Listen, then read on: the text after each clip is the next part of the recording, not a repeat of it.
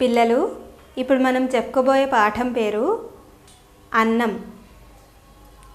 నేను తింటుండగా కింద పట్ట కొన్ని మెతుకులు కనిపించాయి. అవి ఎంతో విలువైనవిగా అనిపించాయి.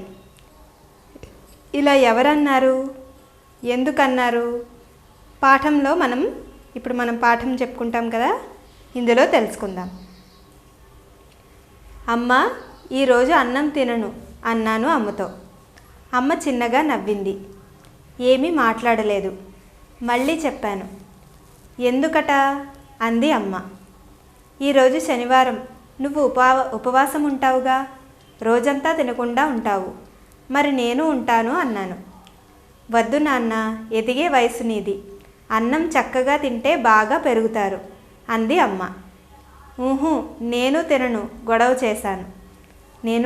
అంటూ గొడవ చేశాను. సరే అంటూ నవ్వింది అమ్మ. అలా అని గంట అయిందో లేదో కడుపులో ఆకలి మొదలైంది. నాలో పంతం ఎక్కువైంది. మరో గంట ఎలాగో ఓర్చుకున్నాను. ఇంకా నా వల్ల కాలేదు. శరీరం అంతా నీరసించిపోయింది. రోడ్డు మీద, టీవీలో, వార్తాపత్రికల్లో ఎంతోమంది ఆకలితో దీనంగా చూడడం గుర్తొచ్చింది. ఆకలి బాధ ఎలా ఉంటుందో అప్పుడు తెలిసింది నాకు. అమ్మకు తెలియకుండా అన్నం తినాలని వంటింట్లోకి దూరాను. గిన్నెలో అన్నం లేదు. ఏం చేయాలో తోచలేదు. బాధతో కడుపు పట్టుకొని వెనుదిరిగాను. వెనకాలే అమ్మ చేతిలో పళ్ళెంలో వేడివేడి అన్నం. గబగబా అమ్మ దగ్గరకు పరిగెత్తాను. అమ్మ చిన్నగా నవ్వుతూ అన్నం కలిపి ముద్దలు చేసి నోట్లో పెట్టసాగింది. అమ్మో, ఆకలి భరించడం చాలా కష్టం. ఇంత ఆకలిని ఎలా భరిస్తారో కదా అన్నాను. అందుకే అన్నారు అన్నం పరబ్రహ్మ స్వరూపం అని. అంటే అన్నం దేవుడు అన్నమాట. మరి నువ్వేమో రోజు అన్నాన్ని వదిలేస్తూ పారేస్తూ నిర్లక్ష్యం చేస్తావు అంది అమ్మ. పారేస్తే ఏమవుతుందమ్మా? అన్నం చాలా తేలిగ్గానే దొరుకుతుంది కదా అన్నాను తింటూనే. తేలిగ్గా దొరుకుతుందా? ఎలా? అమ్మ కళ్ళల్లో ఆశ్చర్యం. ఏముంది, దుకాణంలోకి వెళ్ళి బియ్యం కొనుక్కోవడం, పొయ్యి మీద నీళ్లలో ఉడికించి గంజి వార్చడం, అంతే కదా అన్నాను. అంతే కదా మరి దుకాణంలోకి బియ్యం ఎలా వస్తాయో తెలుసా అని అడిగింది అమ్మ. నేను తెల్లమొహం వేశాను. అమ్మ మళ్ళీ నవ్వింది. అన్నం తినిపిస్తూనే చెప్పడం మొదలుపెట్టింది. పల్లెల్లో పొలాలు, అందులో ఆకుపచ్చని వరి పైరు చూసావు కదా, ఆ వరి పైరు ద్వారా వడ్లు వస్తాయి. వడ్లను మరపట్టిస్తే బియ్యం వస్తాయి అంది.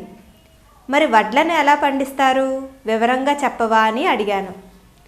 ముందుగా పొలంలో నీరు నిలవ ఉండడానికి పొలం చుట్టూ గట్లు వేస్తారు. ఆ గట్ల మధ్య పొలంలో ఒకసారి నాగలితో దున్ని బెడ్డ విరుస్తారు. అట్లా చేయడం వల్ల పాత మొక్కలన్నీ పోతాయి. ఆ పొలంలోనే ఒక మూల చిన్న మడిని చదును చేసి తడి పెడతారు, మెత్తగా చేస్తారు. తర్వాత మొలకెత్తిన ధాన్యం విత్తనాలు చల్లుతారు. అవి నీటి తడికి మొక్కలుగా వస్తాయి. అప్పుడు ఆ మడి పచ్చని తివాచీలాగా కనిపిస్తుంది. దీన్నే నారుమడి అంటారు. అమ్మ అలా చెబుతుంటే నా కళ్ళ ముందర పచ్చని తివాచీ లాంటి పొలం కనిపించింది. నేను కొన్నిసార్లు బస్సులో వెళ్తున్నప్పుడు, మరికొన్నిసార్లు టీవీల్లో, సినిమాల్లో చూశాను. అమ్మ చెబుతుంటే ఎంతో ముచ్చటేసింది. నారుమడిలో మొక్కలు మూరెడు పెరగగానే పొలాన్ని దున్ని సిద్ధం చేస్తారు. ముందు నాగలితో లోతైన చాళ్లుగా దున్నుతారు. నీరు పట్టించి తిరిగి దున్ని దమ్ము చేస్తారు. దమ్ము చేయడం అంటే పట్టీలాగా ఉండే ఒక పొడుగు కర్రతో చేనును చదును చేయడం అన్నమాట. అప్పుడు ఇందాక నారుమడిలో మొలిచిన మొక్కలుంటాయి కదా, వాటిని 3-4 మొక్కలను ఒక చోట నాటుతారు. అలా కొద్ది దూరంలో వాటిని నాటుతూ పొలమంతా మొక్కల్ని నాటుతారు. దీన్నే నాట్లు వేయడం అంటారు. అమ్మ అలా వర్ణించి చెబుతుంటే ఆ దృశ్యాలు నా కళ్ళ ముందర మెదులుతున్నట్లే అనిపించసాగాయి. మొక్కలు మొనలూదుకున్న తర్వాత దుబ్బులు వేస్తాయి. అప్పుడు కలుపు మొక్కలు బయలుదేరతాయి. వాటిని వెంటనే తీసివేయాలి, లేకపోతే భూమిలోని సారాన్నంతా అవే పీల్చుకొని వరి మొక్కలను పెరగకుండా చేస్తాయి. దీన్ని కలుపు తీయడం అంటారు. ఆ తర్వాత మొక్కలను ఎదిగి పొట్టలు పోసుకొని పాలు చేస్తాయి. ఆ పాలే వరి కడుపులో ఎదిగి గింజ కడతాయి. గింజ గట్టిబడి మొనదేరుతుంది. అలా పంట తయారైన తర్వాత కోతలు కోసి ఆరనిచ్చి కుప్పలు వేస్తారు. అమ్మ ఒక్కో మాట చెబుతున్న కొద్దీ తింటున్న అన్నం మరింత తీయగా కమ్మగా మారిపోయినట్లు అనిపించసాగింది. ఎడ్లతో, ట్రాక్టర్లతో, యంత్రాలతో కుప్ప నూర్పిస్తారు. తర్వాత చేటలతో చెరిగి ధాన్యాన్ని తూర్పారబోస్తారు. ఇలా చేయడం వల్ల ధూళి, దుమ్ము, పొల్లుపోయి గట్టి ధాన్యపు రాశి మిగులుతుంది. ధాన్యాన్ని బస్తాలలో నింపి బండ్లలో తొలిగాదలలో నింపుతారు. ఏడాదికి సరిపడా ఉంచుకొని మిగతాది అమ్మేస్తారు. అలా వడ్లను మరపట్టిస్తే ఇదిగో మనం తినే ఈ బియ్యం తయారవుతాయి అంది అమ్మ. తినడం పూర్తయింది. అమ్మ కథ చెప్పడము పూర్తయింది. నేను తింటుండగా కింద పడ్డ కొన్ని మెతుకులు కనిపించాయి. అవి ఎంతో విలువైనవిగా అనిపించాయి. అమ్మ, ఇదంతా పండించడానికి ఎంతకాలం పడుతుంది అని అమ్మను అడిగాను. సుమారు 4 నెలలు పడుతుంది. ఈ 4 నెలల కాలంలో వర్షాలు కురవాలి, విత్తనాలు మొలకెత్తాలి, ఎరువులు వేయాలి, పురుగు పట్టకుండా మందులు చల్లాలి, మధ్యలో అకాల వర్షాలు, రాళ్ల వర్షాలు పడకుండా ఉండాలి. ఇలాంటి ఎన్నో కష్టాలు పడితే గాని రైతుకు పంట చేతికి రాదు. అందుకే అన్నం పరబ్రహ్మ స్వరూపమైతే రైతు మనకు తిండి పెట్టే దేవుడు అంది అమ్మ. అమ్మ చెప్పే మాటలతో నాకు మొదటిసారి అన్నం విలువ, రైతు విలువ తెలిసినట్లు అనిపించింది. తినే ఆహారాన్ని వృధా చేయకూడదని నిశ్చయించుకున్నాను. చూశారు కదా పిల్లలు, ఈ పాఠం ద్వారా మీరేం తెలుసుకున్నారో ఇప్పుడు మనం కొన్ని అభ్యాసాలలో చూద్దాం. బాబు అమ్మతో నేను నీలాగే ఉపవాసం ఉంటాను అని అన్నాడు కదా. అలాగే నువ్వెప్పుడైనా ఆకలితో ఉపవాసం ఉన్నావా? అలా ఉన్నప్పుడు నీకేమనిపించిందో సొంతంగా రాయాలి. అమ్మ ఆహారాన్ని అలా వదిలేసి పారేసి నిర్లక్ష్యం చేస్తావు అని కోప్పడింది కదా. అలా ఆహారం వృధా ఎక్కడెక్కడ అవుతుంది, అలా జరగడం వల్ల నష్టాలేమిటో కూడా రాయండి. గోపి బస్సులో వెళ్ళినప్పుడు పచ్చని తివాచి లాంటి పొలాలను చూశానని చెప్పాడు కదా. అలాగే మీరు బస్సులో వెళ్తున్నప్పుడు ఇంకా ఏ ఏ దృశ్యాలను చూశారో రాయండి. తెల్లమొహం వేయడం అంటే ఏమిటి?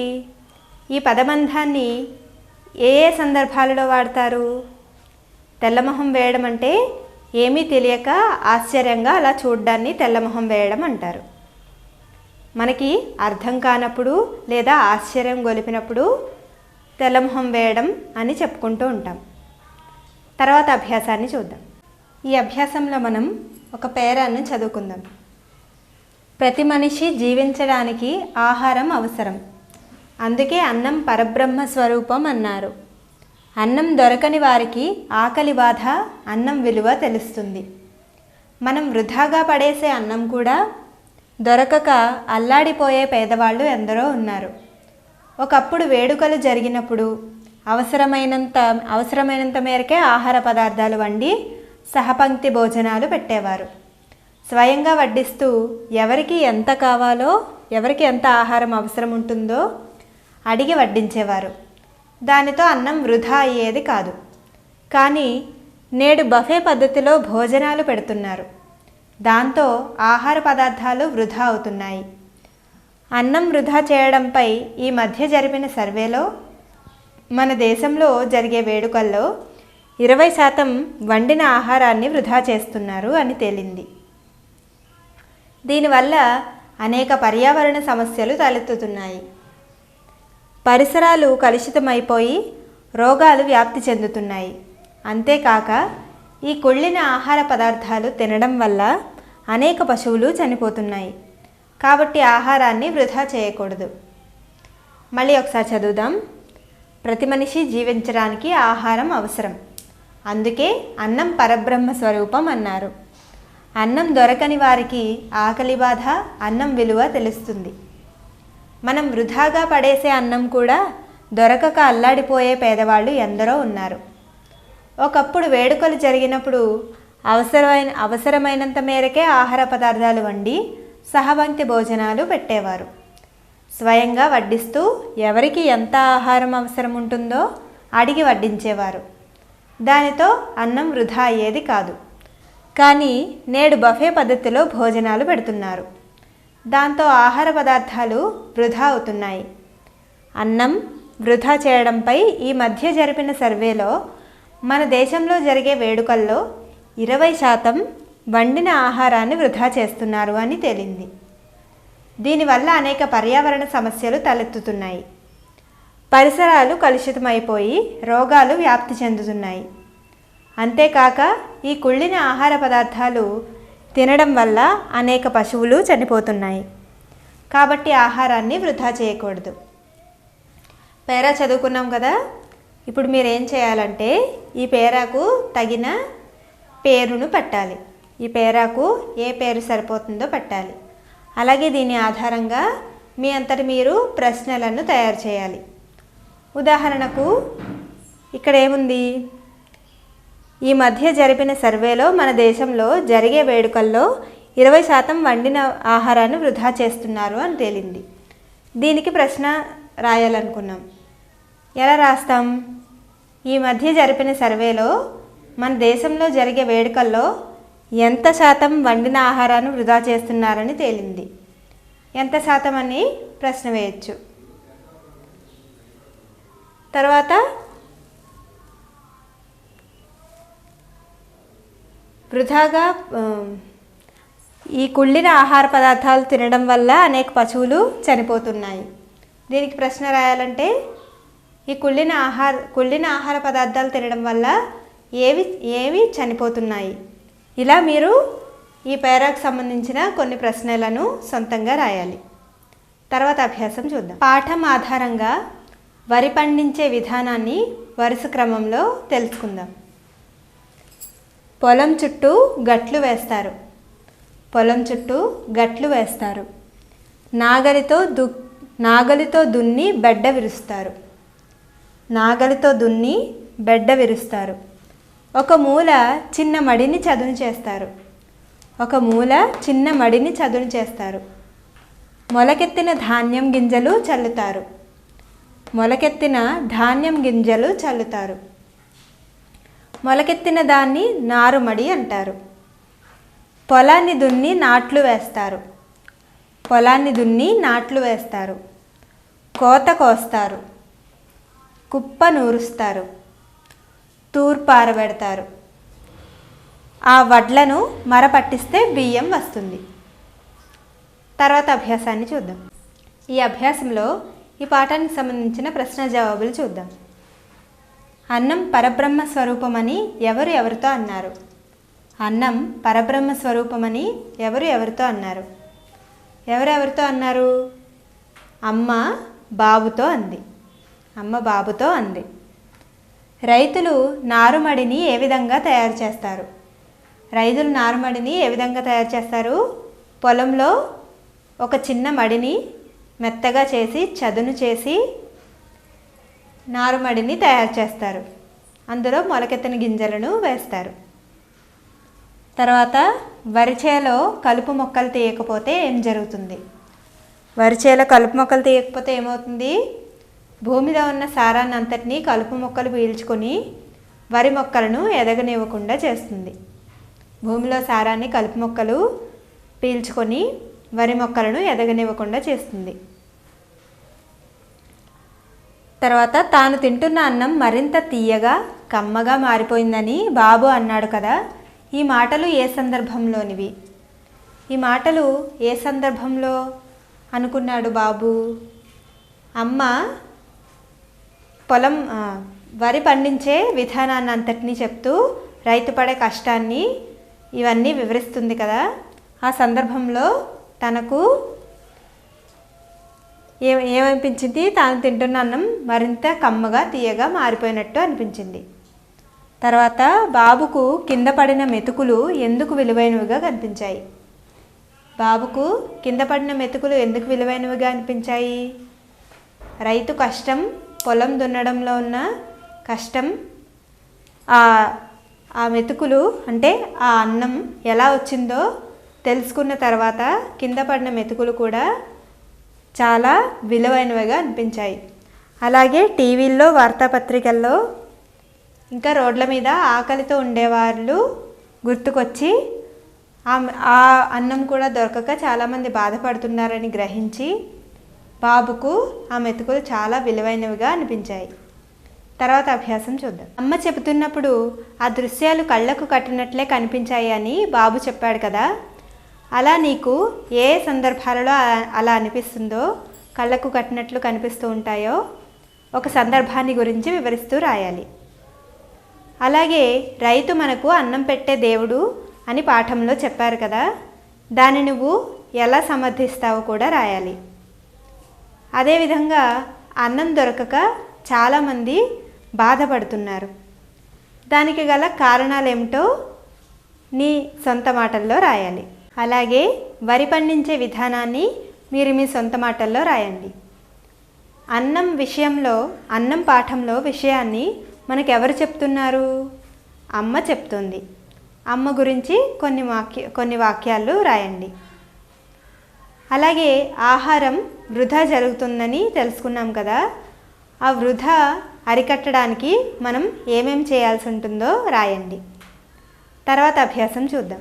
పిల్లలు, ఇప్పటివరకు మీరు నేర్చుకున్న పాఠాలన్నిట్లో సంయుక్తాక్షర పదాలను ఒక చోట రాయండి. తర్వాత అభ్యాసం ఏంటంటే, ఇక్కడ చూడండి, పెరుగు, రాగి, అడుగు, రాయి, పాలు. ఈ పదాలను 2 వాక్యాలలో ఉండేలా రాయాలి. ఒక వాక్యంలో ఒక అర్థం, ఒక వాక్యంలో మరొక అర్థం. అంటే ఒకే పదానికి 2 వేర్వేరు అర్థాలు వచ్చేలాగా 2 వాక్యాలను రాయాలి. చూడండి, పెరుగు. రాము అన్నంలో పెరుగు వేసుకున్నాడు. రాము అన్నంలో పెరుగు వేసుకున్నాడు. మా పొలంలో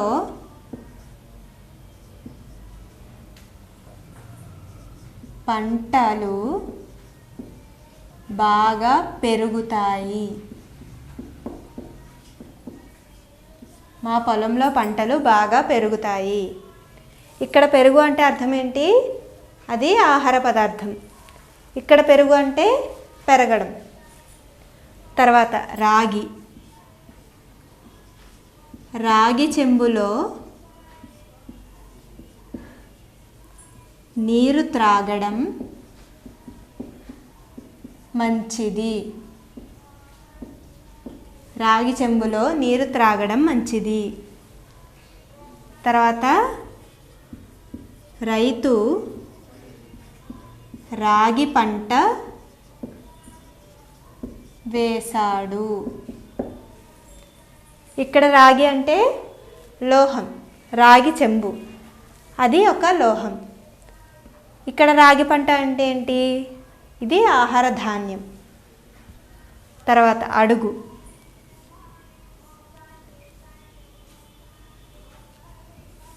నీ ప్రశ్నకు సమాధానం టీచరును అడుగు. నీ ప్రశ్నకు సమాధానం టీచర్ను అడుగు.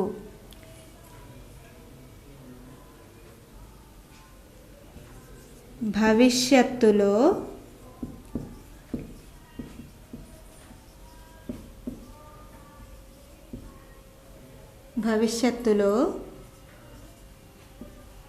ముందుకు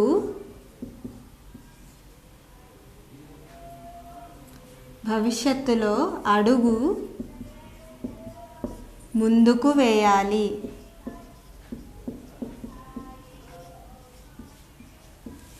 భవిష్యత్తులో అడుగు ముందుకు వేయాలి. ఇక్కడ అడుగు అంటే ఏంటి? అడగడం. ఇక్కడ అడుగు అంటే మనం ముందుకు వెళ్ళడం, పాదంతో ఒక అడుగు ముందుకు వేయడం. తర్వాత రాయి. ఈ ప్రశ్నకు జవాబు రాయి. ఈ ప్రశ్నకు జవాబు రాయి.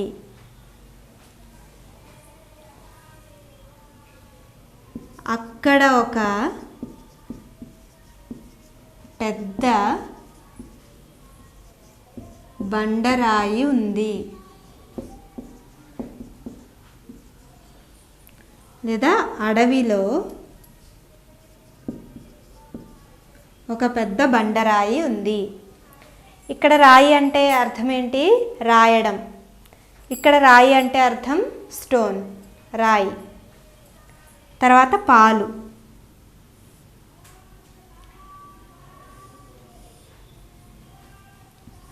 ఆవు పాలు ఎంతో శ్రేష్టం. ఆవు పాలు ఎంతో శ్రేష్టం.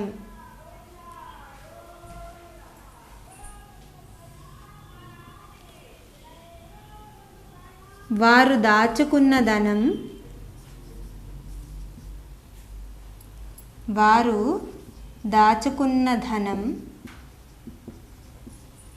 పరుల పాలు అయింది.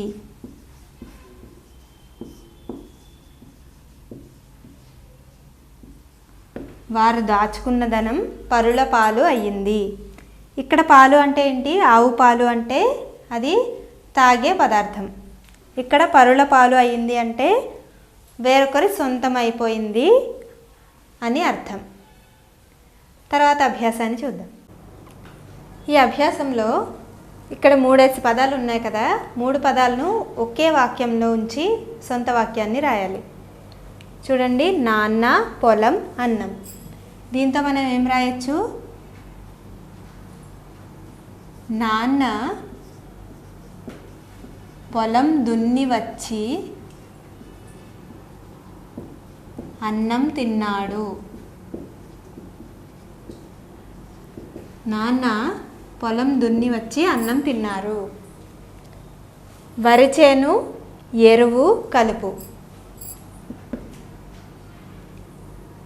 రైతు వరి చేనులో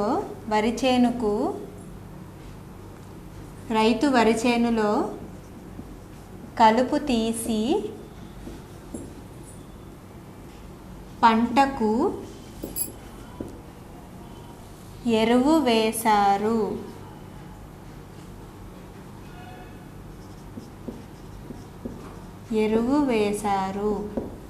రైతు వరి చేనులో కలుపు తీసి పంటకు ఎరువు వేశారు. తర్వాత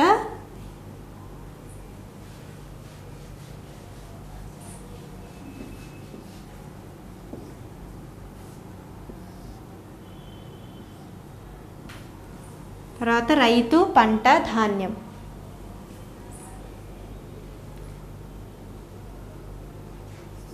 ఈ సంవత్సరం రైతు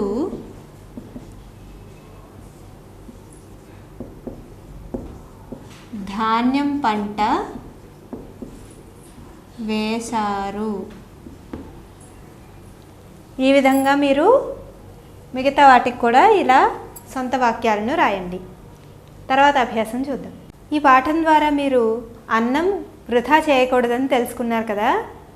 అన్నమే కాకుండా ఇంకా ఏ పదార్థాలను వృధా చేయకూడదు, దాని గురించిన నినాదాలను రాయండి.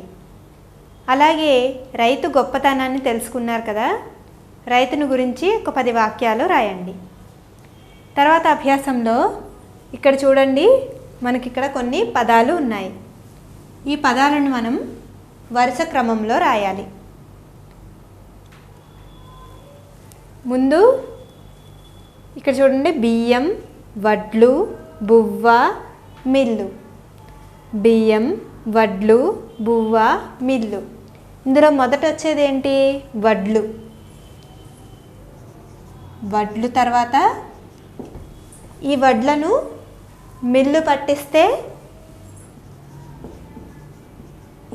మిల్లు పట్టిస్తే బియ్యం వస్తాయి.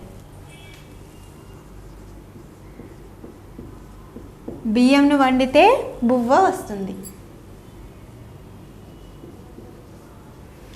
వడ్లు, మిల్లు, బియ్యం, బువ్వ. అలాగే వీటన్నిటిని కూడా వరుస క్రమంలో రాద్దాం. ప్రయాణం, టికెట్టు, బస్సు, బస్టాండు. ప్రయాణం, టికెట్టు, బస్సు, బస్టాండు. వీటిలో మొదట మనం బస్సులో ప్రయాణం చేయాలంటే ముందు ఎక్కడికి వెళ్ళాలి? బస్ స్టాండ్కు వెళ్ళాలి. బస్ స్టాండ్కి వెళ్ళి ఏం చేయాలి? టికెట్ తీసుకోవాలి.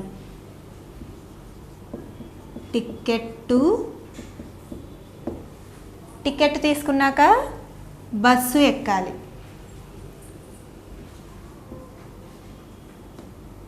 బస్సు తర్వాత ఏమవుతుంది? ప్రయాణం.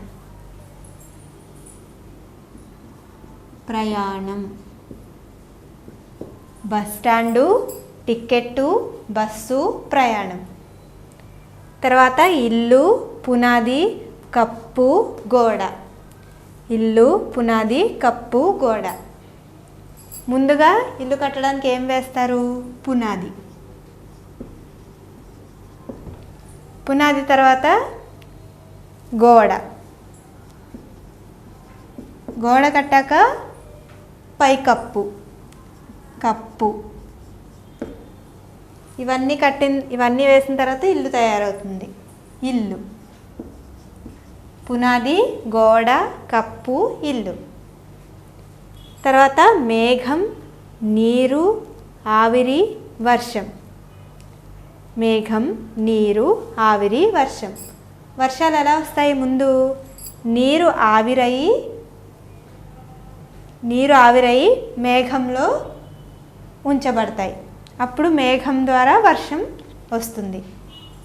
నీరు, ఆవిరి, మేఘాలు ఆవిరిని తీసుకుంటాయి.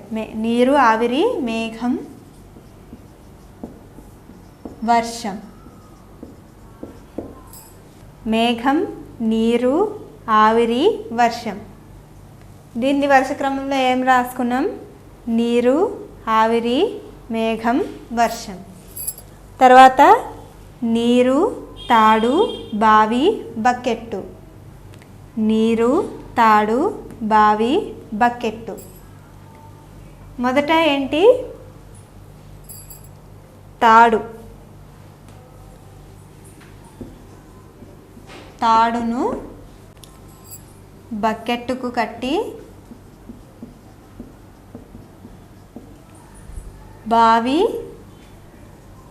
బావిలోని నీరును తోడతారు. చూసారు కదా? తర్వాత అభ్యాసాన్ని నేర్చుకుందాం. ఈ అభ్యాసంలో మనం ఈ వాక్యాలను చదువుదాం.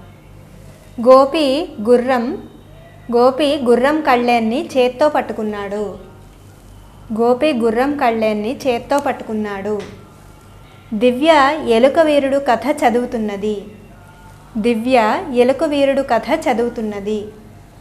లక్ష్మణ్ మొక్కలు నాటాడు. లక్ష్మణ్ మొక్కలు నాటాడు. రాజుగారు పండితులను సత్కరించారు. రాజుగారు పండితులను సత్కరించారు. ఇప్పుడు ఈ వాక్యాలకు సంబంధించిన ప్రశ్నలను చూద్దాం. గుర్రం కళ్ళేన్ని ఎవరు పట్టుకున్నారు?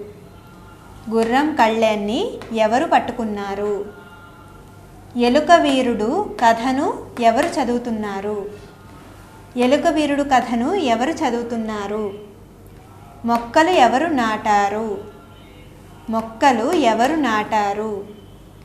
పండితులను ఎవరు సత్కరించారు? పండితులను ఎవరు సత్కరించారు? ఇలా ఎవరు అని వచ్చే ప్రశ్నార్థకానికి వచ్చే సమాధానాన్ని ఏమంటారు? కర్త అంటారు. ఇప్పుడు చూడండి, గుర్రం కళ్ళాన్ని ఎవరు పట్టుకున్నారు? ఎవరు పట్టుకున్నారు? గోపి పట్టుకున్నాడు. అంటే గోపి ఏమవుతాడు? కర్త. ఎలుక వీరుడు కథను ఎవరు చదువుతున్నారు? ఎవరు చదువుతున్నారు? దివ్య చదువుతుంది. అంటే ఈ వాక్యంలో కర్త ఎవరు? దివ్య. మొక్కలు ఎవరు నాటారు? మొక్కలు ఎవరు నాటారు? లక్ష్మణ్. అంటే ఈ వాక్యంలో కర్త లక్ష్మణ్.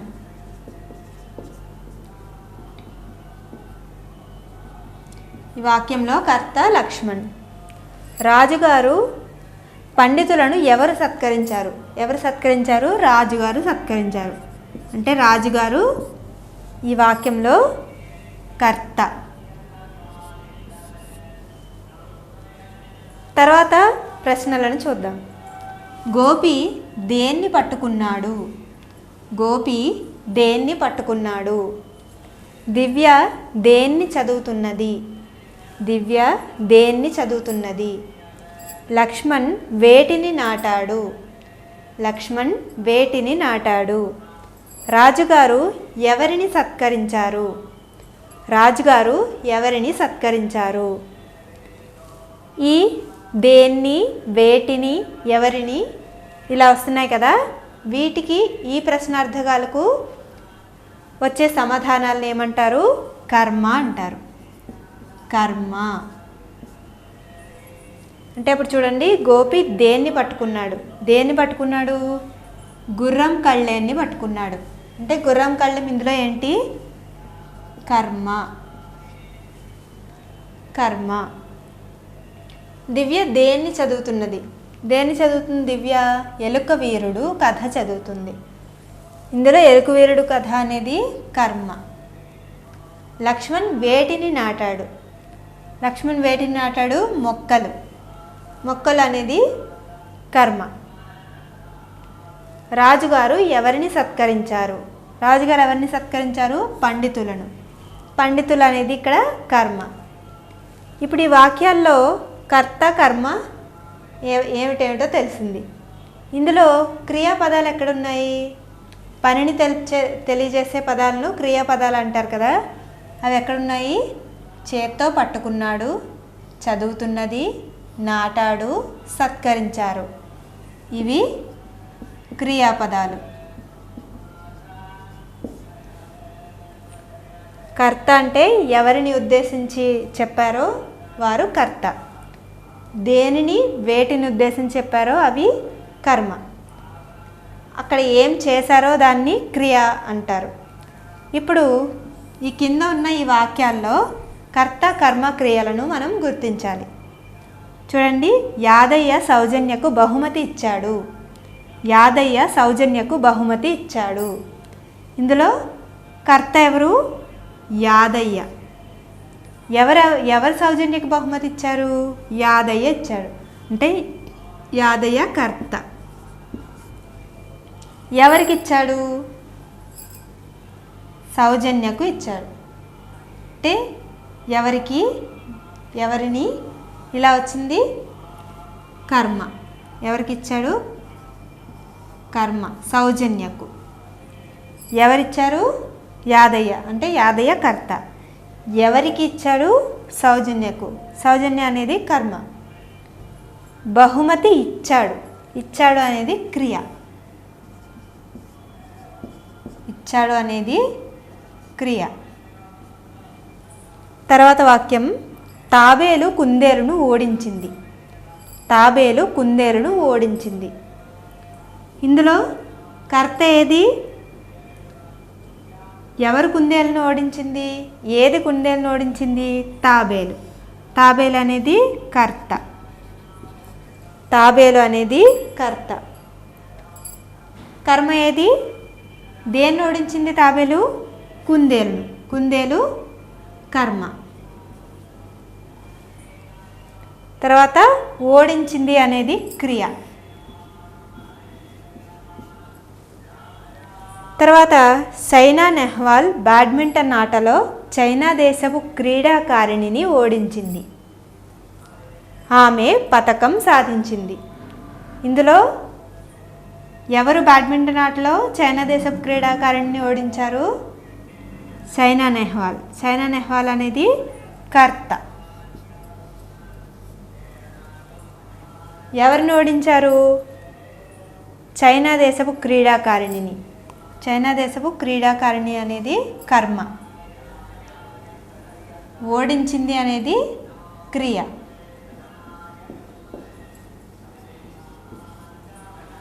మళ్ళీ తర్వాత చూడండి, పతకం సాధించింది. దేన్ని సాధించింది? పతకం. పతకం అనేది కర్మ, సాధించింది అనేది క్రియ. పిల్లలు, ఈ అభ్యాసంలో కర్త, కర్మ, క్రియల గురించి నేర్చుకున్నారు కదా. మరికొన్ని వాక్యాలలో కర్త, కర్మ, క్రియలను మీరు గుర్తించాలి. చూసారు కదా పిల్లలు. తర్వాత వీడియోలో మరో కొత్త పాఠాన్ని నేర్చుకుందాం.